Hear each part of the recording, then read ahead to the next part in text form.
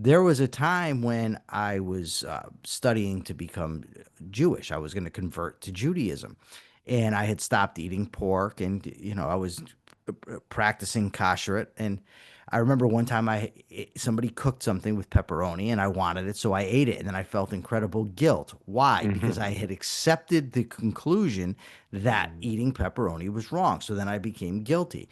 And here's where you really can see the intersection, as we talk about, between philosophy and psychology, right?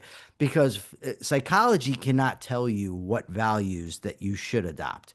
All psychology can tell you is that your emotional responses will reflect the values that you have adopted, the conclusions that you've accepted. That it will dictate your emotions. But what do we do about the values? How do we identify the proper values? And here's where philosophy comes in, and where Ayn Rand comes in, and where Nathaniel Branden's article comes in. Because if you accept your own life as your standard of morality, your life, your well being, your happiness, this is your standard, right? This is how you determine what's right or wrong. Now, your emotions will follow that. When you know that things are not good for you, you'll avoid them. And if something bad happens to you, you will, maybe experience depression. Or if you anticipate something bad happening to your life, your well-being, your loved ones, you'll experience anxiety.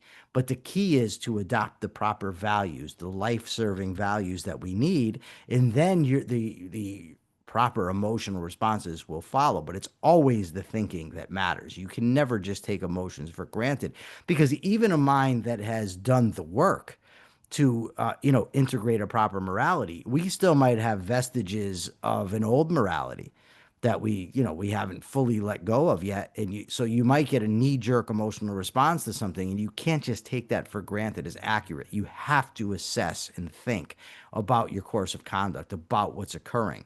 That is the proper relationship between the mind and reality, and between thought and emotion.